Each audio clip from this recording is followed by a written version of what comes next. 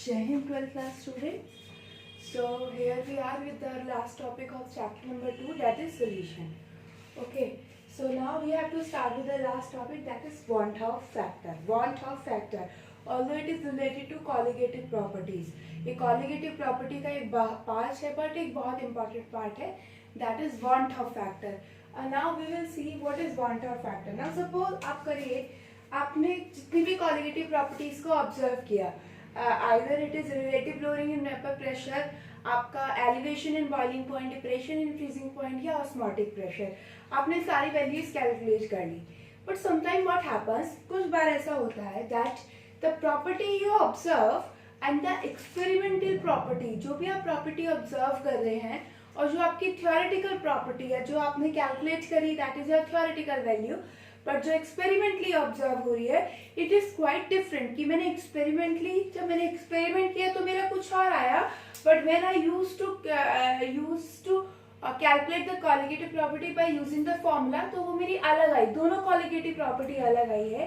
तो ऐसा क्यों होता है? ऐसा इसलिए होता है, देखिएगा जरूर.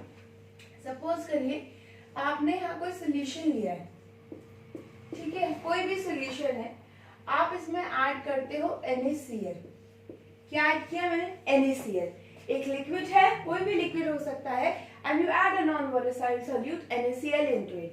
अब जब आपने NaCl ऐड किया, ठीक है, जब आप इसमें NaCl ऐड करोगे तो इसकी कॉलिगेटिव प्रॉपर्टी हमें NaCl के अकॉर्डिंग मिलनी चाहिए, that we are adding this amount of NaCl into it, और इसकी कॉलिगेटिव प्रॉपर्टी कुछ इतनी होनी चाहिए. ठीक है, फर्स्ट केस है NaCl, सेकेंड केस है ग्लूकोज.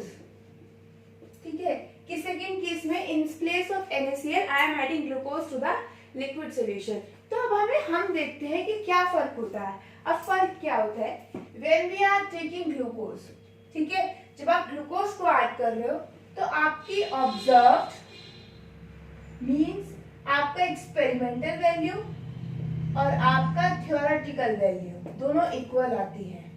मींस जो आप फॉर्मूले से कैलकुलेट कर रहे हो, जो आपकी थ्योरेटिकल वैल्यू है, और ऑब्जर्व का मीन जो आपको एक्सपेरिमेंटली डिटरमाइन दी गई है कि इतना आना चाहिए, दोनों क्या आया? इक्वल. सपोज करो इससे भी मेरा, मैं depression and freezing point calculate कर रही हूँ, इससे भी मेरा 2 केल्विन आया, इससे भी मेरा 2 केल्विन आया. ठीक है, अब लेकिन NaCl के केस में क्या होता है? सपोज करिए कि आपकी जो भी ऑब्जर्व्ड वैल्यू थी, जो भी आपने ऑब्जर्व वैल्यू करी होगी, जो आपको एक्सपेरिमेंटली गिवन है, वो एक्सपेरिमेंट वैल्यू आपको गिवन है 4.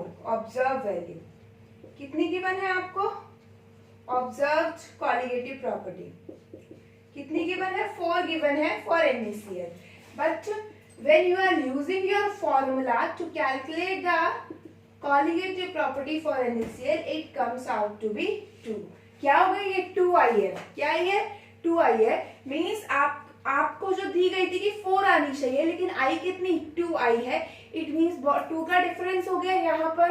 अब होता क्या है? जनरली होता ये है, there are some solute which will either dissociate or associate in the solution. कुछ solute ऐसे होते हैं जो या तो solution में जाके टूट जाते हैं या फिर अटैच हो जाते हैं, और उसी की वजह से as you all know that colligative properties depend on the number of solute particle. Number पे डिपेंड करती है, नहीं करती solute particle के? तो number of solute particle पे डिपेंड करती है. as the number of particles will changes, तो आपकी कॉलिगेटिव प्रॉपर्टी भी क्या होगी? चेंज होगी. और वही कॉलिगेटिव प्रॉपर्टी में जो चेंज आता है that is known to be van't Hoff factor. जैसे यहाँ NaCl के में आया है, NaCl का आपका 4 दिया गया था, थ्योरेटिकल आपकी कितनी आई? 2 आई है. तो इसका मतलब NaCl की प्रॉपर्टी में थोड़ा सा चेंज है, तो यहाँ पर क्या अप्लाई होगा? आपका वांट ऑफ फैक्टर. तो चलिए अब हम थोड़ा सा स्टडी करते हैं वांट ऑफ फैक्टर को. तो सिंपली अब आप देखिए, जो आपका I है that is van't Hoff factor. It is simply defined as observed colligative property upon theoretical colligative property. Theoretical colligative property. Observe upon theoretical. Observe colligative property upon theoretical colligative property, या फिर हम इसे calculated value भी बोलते हैं। क्या बोलते हैं हम इसे? Calculated value. कौन सी होगी ये? Calculated value. ऑब्जर्व, हमेशा आपको बहुत कंफ्यूजन होता है इसमें, इस कंफ्यूजन को हमेशा याद रखना है। ऑब्जर्व एक्सपेरिमेंटली डिटरमाइंड है। ऑब्जर्व कैसी है? एक्सपेरिमेंटली डिटरमाइंड है, वो आपको दी हुई होगी और थ्योरेटिकल वैल्यू को आप कैलकुलेट करोगे बाय यूजिंग द फॉर्मूला। तो ये आपका आई का फॉर्मूला है। I van't Hoff factor is defined as the ratio of observe colligative property to theoretical colligative property और observe colligative property to calculated colligative property. ठीक है, तो ये आपका आई का एक फॉर्मूला हो गया। आई के अब और भी सारे फॉर्मूले होते हैं, वो हम बार बार देखेंगे कैसे। सपोज करो पहले केस में मैं NaCl ले रही हूँ। As you all know, if you add NaCl to water it will break down into ions. तो आपका Na कितना हो गया? Na plus Cl minus. मतलब एक मॉलिक्यूल आपने लिया है और उससे एक ही NaCl लिया है और उससे एक Na प्लस बना है और एक Cl माइनस बना है। तो देखिए, you are taking one molecule of solute, लेकिन सॉल्यूशन में जाते कितना हो गया? 2 हो गया। कितना हो गया? 2। तो आपको ऑब्जर्व कितना होगा? 2 होगा। आपको ऑब्जर्व कितना होगा? 2। और थ्योरेटिकली आप कैलकुलेट जब करोगे, आप किसके लिए कैलकुलेट करोगे? 1 के लिए। भाई आपको थोड़ा ना पता है कि आपका एसोसिएट हो रहा है, डिसोसिएट हो रहा है, कुछ हो रहा है। तो थ्योरेटिकल वैल्यू जो आप कैलकुलेट करोगे वो तो आप उसी के लिए करोगे ना, जो इनिशियली आपने लिया है। तो ये कितना हो गया? 2/1, as this is your observed and this is your theoretical। तो यहाँ पर I की वैल्यू क्या आ गई? 2 आ गई। I की वैल्यू क्या आ गई? 2 आ गई। और ये एक चीज होती है when I is greater than 1, यहाँ पर हम लिख लेते हैं डिसोसिएशन। किसके लिए? डिसोसिएशन। ठीक है, I की वैल्यू ग्रेटर देन 1। किसकी वैल्यू होती है? I की वैल्यू ग्रेटर देन 1 होगी if your dissociation will takes place, क्योंकि यहाँ पर हमने देख लिया है। अब एक और सॉल्यूट हम लेते हैं। सपोज करिए आप एसिटिक एसिड ले लीजिए। ठीक है, एसिटिक एसिड आपके सोल्यूशन में जाकर एसोसिएट भी होता है, डिसोसिएट भी होता है। क्या होता है? दोनों होता है। तो अब हम इसका डिसोसिएशन वाला केस देखेंगे, एसोसिएशन वाला, when it is associate. Associate का मतलब क्या है? मॉलिक्यूल्स का आपस में जुड़ जाना, एसोसिएट हो जाना। आपने 2 मॉलिक्यूल एसिटिक एसिड के लिए, वो आपका क्या बन गया? एक बन गया। तो इट मींस एसोसिएशन हो गया। अब आपने यहाँ पर देखिए, आपने लिया कितने? 2 मॉलिक्यूल लिए, आपको मिला कितना? एक ही तो मिला है। कितना मिला है? 1 मिला है। तो आपकी ऑब्जर्व वैल्यू कितनी हो गई? 1। और थ्योरेटिकल कितनी हो गई? 2। तो कितना आया? 0.5। यानी एसोसिएशन के केस में हमेशा आपका I जो आएगा that is less than 1। I की वैल्यू हमेशा क्या आएगी? Less than 1। डिसोसिएशन में हमेशा I ग्रेटर देन 1 होता है, एसोसिएशन में हमेशा I लेस देन 1 होगा। And if there is neither dissociation neither association means observe theoretical दोनों वैल्यू इक्वल है, तो I की वैल्यू क्या होगी? 1। So this is about the nature of the solute which will depend on the want of factor। if I is greater than 1 तो association dissociation होगा, I is less than 1 तो association होगा। अब जरा हम इसका इफेक्ट देखते हैं ऑन द मोलर मास। किस पे इफेक्ट देते हैं? On the molar mass and colligative property. मैं यहाँ पे लिख दे रही हूँ कॉलिगेटिव प्रॉपर्टी और यहाँ पर आपका molar mass, because we are using the colligative property for calculating the molar mass. तो हमने डिसोसिएशन एसोसिएशन देख दिया, कॉलिगेटिव प्रॉपर्टी देखते हैं। ठीक है, फर्स्ट केस में देखिए, if you are talking about dissociation, dissociation का मतलब क्या होता है? एक पार्टिकल लिया, एक से टूट के एक से ज्यादा बन गए, सपोज एग्जांपल 2 बन गया। And colligative properties are depend on the number of solute. पहले एक था, बाद में 2 हो गए, तो कॉलिगेटिव प्रॉपर्टी किसके लिए ज्यादा होगी? 2 उसके लिए ना, क्योंकि उसमें क्या हो गया? एसोसिएशन के केस में कॉलिगेटिव प्रॉपर्टी की वैल्यू, सॉरी डिसोसिएशन के केस में colligative property has higher value because particles in number of particle will increase. तो डिसोसिएशन के केस में कॉलिगेटिव प्रॉपर्टी क्या होती है? हमेशा इंक्रीज होती है as the number of particle is increases. Association के केस में 2 पार्टिकल से एक बन रहा है, ये जितने भी आपने पार्टिकल लिए हैं उनसे दो, आपने जितने भी पार्टिकल लिए हैं उनसे कितना बन रहा है, 2 बन रहा है, या एक, मतलब सपोज करो कम बन रहा है, 2 से 1 बन रहा है, 4 से 2 बन रहे हैं, इस तरीके से कम हो रहा है। इट मीन्स आपने लिए 2 पार्टिकल, लेकिन कॉलीगेटिव उसमें जाते ही वो बन क्या गया, 1 बन गया, 1 बन गया, तो इसका मतलब कॉलीगेटिव प्रॉपर्टी क्या हो गई, डिक्रीज हो गई, क्या हो गई, decrease. And now you know the relation between colligative property and molar mass. आप हर फॉर्मूले को देखिए, colligative property, colligative property is inversely proportional to the molar mass. किसके है, inversely proportional to the molar mass of the solid. अब suppose करो, आप यहाँ पर भी देखिए, आपने ये पूरा मॉलिक्यूल लिया NaCl का, ठीक है, ये Na ये Cl टूट गया, पहले इस पूरे का मोलर मास था, ठीक है, अब ये टूट के अलग हो गया, तो एक पार्टिकल का मोलर मास कम हुआ या नहीं हुआ, it means molar mass dissociation के केस में डिक्रीज होगा, एसोसिएशन के केस में इंक्रीज होगा। ये भी मत सुनिए, सिंपल है, according to the formula molar mass is inversely proportional to colligative property. Colligative property increase होगी तो आपका मोलर मास क्या होगा, डिक्रीज होगा। और यानी कि यहां से आप आई का एक और फॉर्मूला लिख सकते हो in the term of molar mass, कि एज आपका आई और आई की कॉलीगेटिव प्रॉपर्टी और मोलर मास का इनवर्स रिलेशन है, तो आई का यहाँ पर एक और फॉर्मूला आता है, आई होता है normal molar mass upon observed molar mass. ये नॉर्मल मोलर मास, जो उसका नॉर्मल है, खुद का NaCl का जो मास है, और ऑब्जर्व आपको दो अलग अलग के लिए होगा, Na के लिए अलग होगा, Cl के लिए अलग होगा, जो आपको एक्सपेरिमेंटली डिटरमाइन करके दिया जाएगा, ठीक है, या फिर आप जो कैलकुलेट करोगे फॉर्मूले से, वो आपका क्या होगा, जब आप आई फैक्टर लगा लोगे, जब आप आई फैक्टर लगाओगे तभी तो आपका मोलर मास कैलकुलेट होगा। तो जब आप आई फैक्टर लगाओगे और जब मोलर मास कैलकुलेट करोगे तो वो तो डिसोसिएशन एसोसिएशन के साथ आएगा। It means I is defined as the normal molar mass upon observe molar mass. Confuse नहीं होना है कि यहाँ पर हम फॉर्मूले से कैलकुलेट करने वाला ही नीचे रख रहे हैं, फिर इनवर्सली प्रोपोर्शनल क्यों हो गया। ये आप तब रख रहे हो जब आप ऑलरेडी आई की वैल्यू वहां पर फिट कर चुके होगे, तब आप ये मोलर मास निकालोगे। तो normal upon observe, normal that is calculated by the formula, observe जो आप कैलकुलेट करोगे कॉलीगेटिव प्रॉपर्टी से, और नॉर्मल होगा जो उसका जनरल मोलर मास है। Okay, so I hope that these things are clear to you. अच्छा, आई का एक और फॉर्मूला है, कैसे, आपने सपोज करो अभी मैंने NaCl का एग्जांपल आपको दिखाया, NaCl it converts to Na plus plus Cl minus.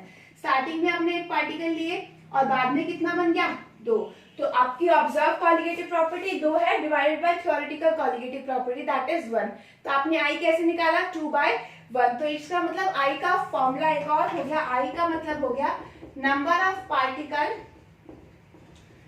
Of particles associated और डिसोसिएटेड, या तो एसोसिएट हो और क्या हो, या फिर डिसोसिएट हो। एसोसिएट और dissociate divided by total number of particles जो आपने इनिशियली प्रेजेंट लिए हैं। नंबर ऑफ पार्टिकल्स एसोसिएट और डिसोसिएट कितना हुआ है, and divided by number of total number of particle before association और डिसोसिएशन। ये आपका हो गया फॉर्मूला। कि आई को आप कैसे भी निकाल सकते हो, how many number of particles are there, कि जो आपके एसोसिएट हुए हैं या डिसोसिएट हुए हैं, divided by total number of particle before association or dissociation. So these are the values of, these are the formulas for I. Numerical अभी हम एक साथ करेंगे इस टॉपिक के। अभी हम थोड़ा सा एक और टॉपिक पढ़ते हैं। अभी तक हमने, आपने देखा होगा, I will take NaCl here, ठीक है, मैंने NaCl लिया है। NaCl में कोई प्रॉब्लम नहीं होती, हम एक का समझते हैं, हमें 2 का मिलता है। प्रॉब्लम कब आती है, प्रॉब्लम आती है जब आप वीक इलेक्ट्रोलाइट लेते हो। As you all know, weak electrolytes are those who are not completely dissociated. अगर आपने ऐसे ही वीक एसिड का नाम तो सुना है ना, वीक एसिड्स क्या होते हैं, those who are not completely dissociated, ठीक है। ऐसे ही आपके कुछ वीक इलेक्ट्रोलाइट होंगे। वीक इलेक्ट्रोलाइट के केस में क्या होता है, ना तो सारे पार्टिकल एसोसिएट हो पाएंगे, ना ही सारे पार्टिकल डिसोसिएट हो पाएंगे। वहां पर हम आई कैसे निकालेंगे। It means now we have to discuss want of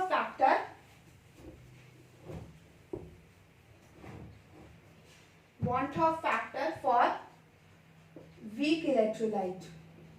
और जब आप वीक इलेक्ट्रोलाइट की बात करते हो तो वहां पर बात किसकी आती है, अल्फा की। यस, यानी इस केस में हमें पढ़ना है relation between alpha and I.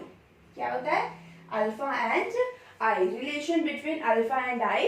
Alpha हम जनरली डिग्री ऑफ डिसोसिएशन लेते हैं, बट हम डिसोसिएशन के केस में अल्फा को डिग्री ऑफ डिसोसिएशन समझेंगे और एसोसिएशन के केस में डिग्री ऑफ एसोसिएशन समझेंगे। So now we have to calculate the relation between alpha and I, because as you all know कि complete dissociation नहीं हो रहा है या complete association नहीं हो रहा है, तो I की वैल्यू भी आपको उसके अकॉर्डिंग ही मिलेगी।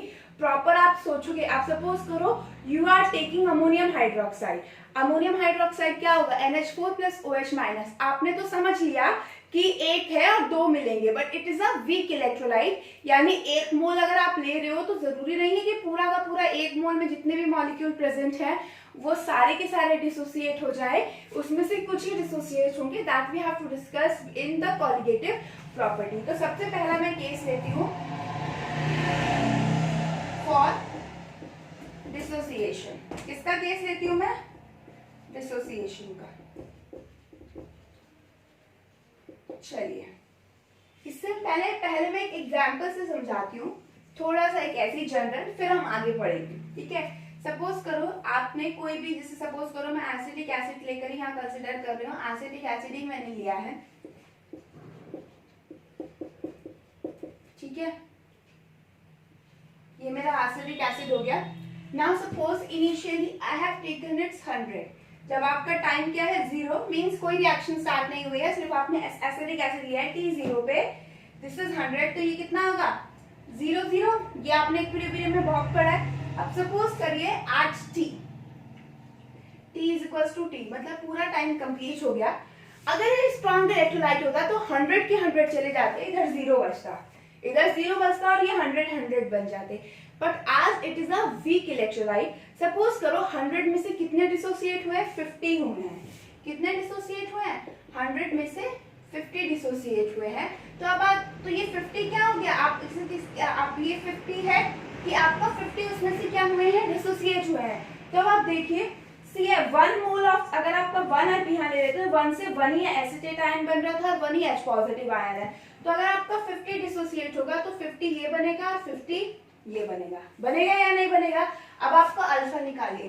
अल्फा का फॉर्मूला याद है? क्या होता है आपका? अल्फा का फॉर्मूला होता है number of particles obtain, number of particle dissociated और associated divided by total number of particles. You have taken number of particle associated और dissociated। I के और इसके फॉर्मूले में बहुत डिफरेंस है। अल्फा को हम डिफाइन करते हैं, alpha is equals to number of particle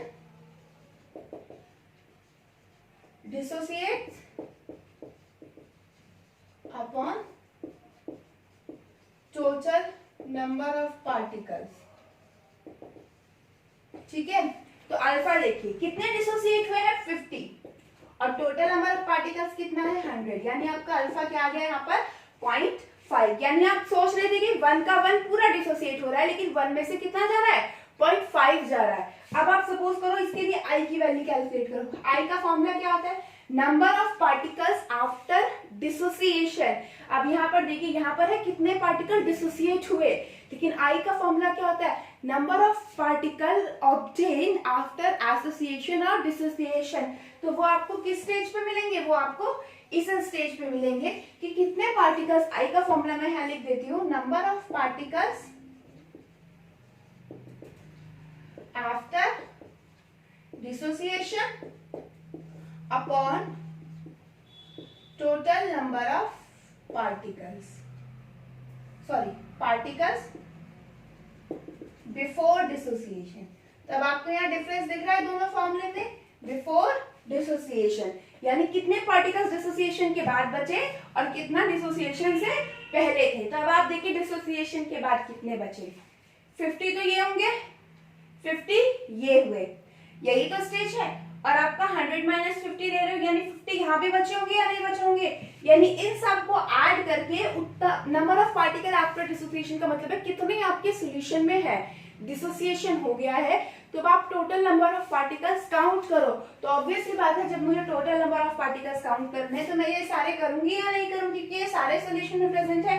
तो यानी ये देखिए ये सब ऐड होंगे 100 माइनस 50 प्लस 50 प्लस 50, तो ये टोटल कितना आ जाएगा 150, यानी आई की वैल्यू क्या हो जाएगी 150। ठीक है, पार्टिकल बिफोर डिसोसिएशन कितने थे 100 थे, तो आई की वैल्यू क्या आ गई 1/5। तो देखा आई की वैल्यू 1 से ज्यादा आ रही है नहीं, तो इसमें भी क्या हुआ एसोसिएशन डिसोसिएशन। अब आप यही चीज देखो, अगर यही चीज आप स्ट्रॉन्ग इलेक्ट्रोलाइट के लिए पढ़ते तो स्ट्रॉन्ग इलेक्ट्रोलाइट के केस में ये 2 होते, ये कितनी वैल्यू होती है आई की 2, क्योंकि 1 ले रहे हो और उससे कितने बन रहे हैं 2 बन रहे हैं, और 2/1 2 आ जाती है, लेकिन यहाँ पर वैल्यू में डिफरेंस आया 1.5 या नहीं आया, तो इसीलिए हमें क्या कैलकुलेट करना पड़ता है, we have to calculate the relation between alpha and I. तो आप चलिए हम इसको एक जनरल, अभी हमें कोई रिलेशन नहीं दिख रहा, now we will try to generalise this form stage. ठीक है, अब देखिए इसको जनरलाइज कैसे करेंगे, फॉर्मूले आपको आई थिंक इससे सारे क्लियर हो गए होंगे। जनरलाइज करते हैं, सपोज करिए मैंने एक ए है उसकी n मॉलिक्यूल ए एन लिया है, जैसे सपोज करो O2 ले लिया, इस तरीके से लिया है। ठीक है, ये कुछ भी ले लिया, ए को कोई भी एक मॉलिक्यूल है जिसका फॉर्म सिंबल रिप्रेजेंटेशन है n इज द नंबर, ये डिसोसिएट होके Na बन गए। ठीक है, यानी स्टार्टिंग मैंने 1 ऑफ an से की थी, लेकिन जाकर कितना बन गया n बन गए, 1 से स्टार्टिंग की और 1 कितना गया n। यहाँ वाले n में और यहाँ वाले n में फर्क है, ये आपके सिंबल की, it represent the whole formula and it will represent the number here कि एक ही n मॉलिक्यूल है। अब सपोज करो t0 पे आपने इसे कितना लिया है 1, तो ये कितना होगा ऑब्वियस सी बात है 0, यानी कोई रिएक्शन स्टार्ट हुई नहीं है। अब सपोज करो alpha is the number of particle dissociate, alpha क्या है वो नंबर ऑफ पार्टिकल है जो आपके डिसोसिएट हुए हैं, हम यहाँ पर अल्फा वो ले रहे हैं जो आपके number of particle because degree of dissociation है। तो यानी सपोज करो अगर इसमें, अब इसमें देखो इसके 1 से n बन रहा है, कितना बन रहा है इसके 1 से n बन रहा है, तो अगर इसमें से अल्फा चले गए, 1 में से अल्फा क्या कर दिया माइनस, जैसे 100 में से 50 माइनस किए थे, यहाँ पर मैं 1 में से कितना माइनस कर रही हूँ अल्फा, तो at t is equals to 3। ठीक है, ये इस तरीके से, इसके नीचे इसमें से कितना गया अल्फा, तो ये कितना बनेगा अल्फा तो बनेगा, लेकिन कितना बनेगा n अल्फा, बिकॉज आप देखिए इसके 1 से n बन रहे हैं, तो इसके अल्फा से कितना बनेगा n अल्फा बनेगा। तो अब आप यहाँ पर आई कैलकुलेट कर लिए, आई का क्या फॉर्मूला था, आई का फॉर्मूला होता है टोटल नंबर ऑफ पार्टिकल्स